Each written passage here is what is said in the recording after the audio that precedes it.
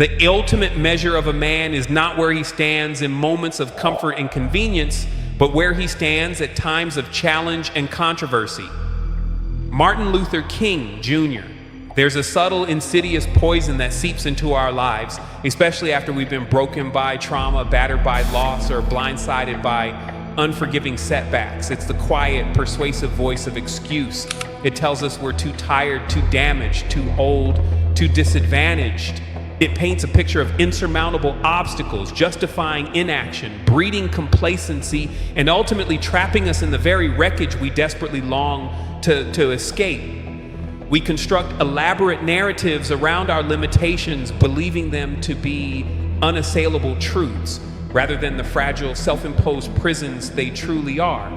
But what if the path to true liberation, to profound healing, to an unshakable future lies in the radical, uncompromising decision to incinerate every single one of those excuses? What if the real measure of who you are, as Martin Luther King Jr. so profoundly articulated, isn't found when life is easy, but when it's relentlessly hard?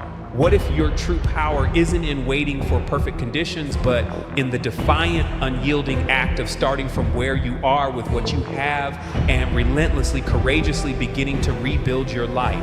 This isn't a call for harsh self-condemnation. It's a liberating decree, a spiritual declaration that your past does not define your potential and your present circumstances are merely a starting line, not a permanent prison.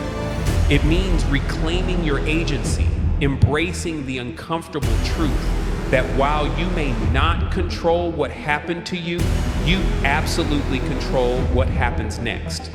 This begins with a fierce, uncompromising shift in mindset from passive victim to active architect of your destiny, understanding that the only thing standing between you and your future is often the story you keep telling yourself about why you can't begin.